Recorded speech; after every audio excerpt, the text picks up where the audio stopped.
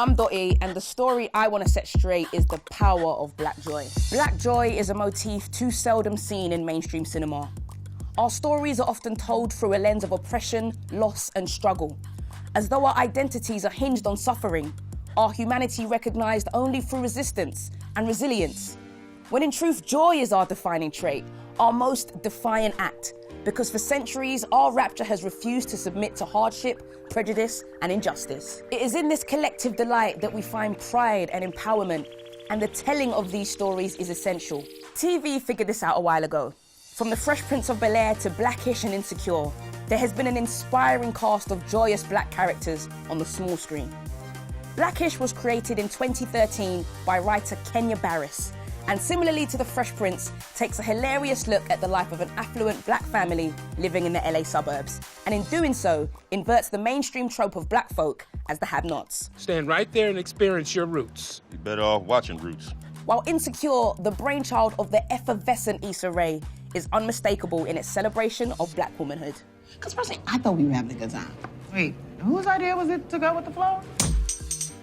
The Fresh Prince is the most refreshing program. It shows how much we enjoy that aspirational TV. For me, I loved watching this black family that lived in Bel Air.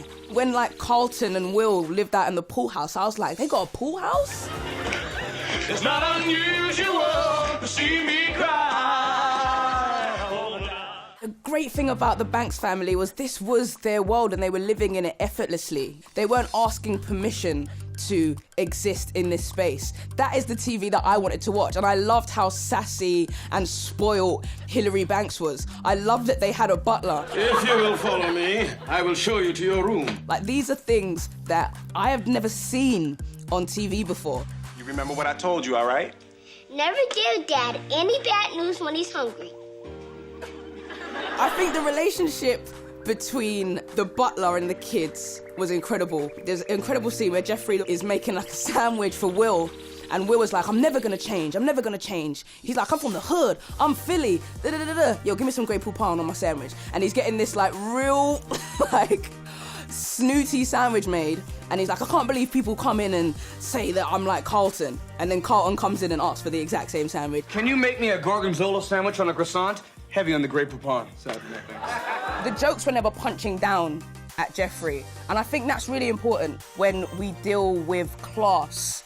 I think Jeffrey was actually an incredible tool in The Fresh Prince because the joke was never on Jeffrey, and I think that's really important. He was the help, he was the butler, but he was so empowered in the dialogue that actually he gave everyone a run for their money. I worked my ass off trying to keep him in line. And yet it's come back with a vengeance. I think the relationship between Uncle Phil and Will is probably the most powerful in that series, and I think anybody who's watched The Fresh Prince will remember that scene. I'm gonna get a great job without him, I'm gonna marry me a beautiful honey, and I'm gonna have me a whole bunch of kids. I'm gonna be a better father than he ever was. And I sure as hell don't need him for that, because ain't a damn thing he could ever teach me about how to love my kids. The great thing about The Fresh Prince was it wasn't about the absent father. It was about this new fatherhood that he found in Uncle Phil and how he actually had a father figure. And it was that sense of discovery, and what it left you with was hope. I think shows like Fresh Prince are so hopeful. And for me, seeing Uncle Phil and Will, their relationship flourish on screen was amazing.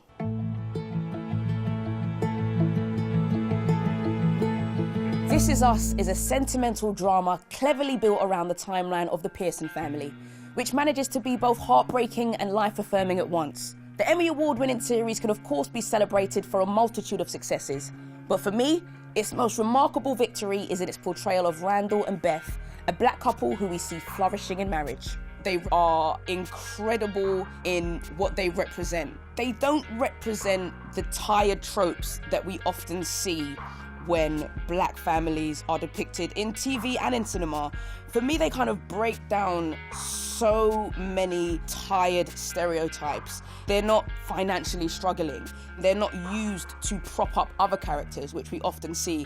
They themselves, as a family, exist at the heart of the story that This Is Us is telling, and they do it in a way that feels so genuine, so authentic, so empowering. And I love that they show a type of black family that I don't think we see enough. The daughters, they're all really important in different ways. Annie, being the youngest, she kind of just shows that innocence. It's lovely to see the world through her eyes.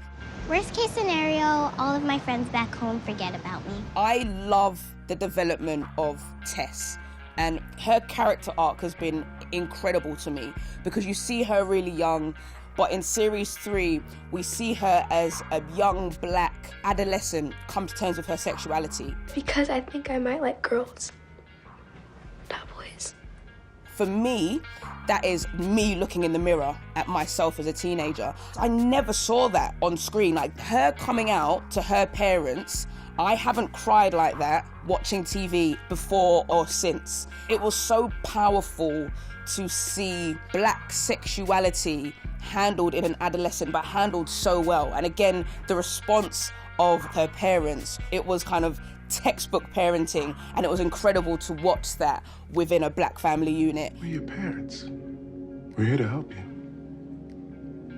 I know. In a very cool, laid-back kind of way, without it becoming a thing. And then there's Deja, who is incredibly complex. She's the adopted daughter. It's incredible that we see these different experiences of life through the eyes of 3 different black women at different stages of their youth. And Deja is she's wise beyond her years. She has struggled in her life, but she's not defined by her struggle. And I think she's a really powerful character in showing how we can overcome adversity. If I didn't get out of that school, I was gonna punch a hole through a wall. So I decided to take a walk. All right, I appreciate your restraint. How do I unpack Randall? Randall as a black man on screen, I think he goes against a lot of the stereotypes we see. He's not any of these tired, repetitive, box-ticking ideas about black masculinity that we often see. He's a complex guy. He's a family man. He's a bit of a nerd. I think the most powerful scenes with Randall aren't just when he's an adult. It's when we see Randall as a vulnerable teenager in college, or when we see him as a really young black boy finding his place, having been adopted by this white family. His outward vulnerability, to me, is so powerful. When I came home from the barbershop that Saturday, clean shaven, clean cut, she took one look at me and started bawling.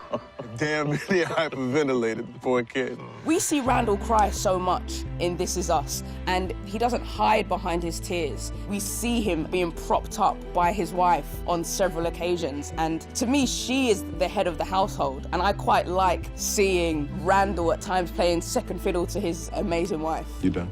I am done. I got a little hot. You always get a little hot. Don't be cute. Okay. Their union isn't sickly sweet, nor is it particularly tumultuous. It instead exists in an infinitely satisfying balance of compromise and reassurance. Every scene with them is like a self-help guide to being the very best of partners and parents. Whether they're reconnecting with estranged family members, enjoying heartwarming sing-alongs in the car, or tenderly handling their daughters coming out, they manage to emerge as the most emotionally functional and gratifying characters in the series. But mainstream film has got some catching up to do. Diversity isn't just putting black faces on screen.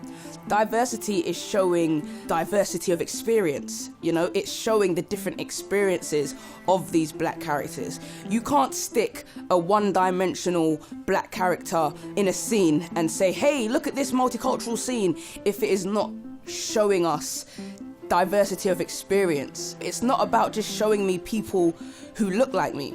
It's about showing people who may feel how I feel or feel how I want to feel. It's about creating characters that are both realistic and aspirational, and ensuring that those characters are always handled with care. For too long, big budget cinema has seen us only as the help, the slaves, the wrongfully imprisoned. Vehicles that carry archaic stereotypes and white savior narratives.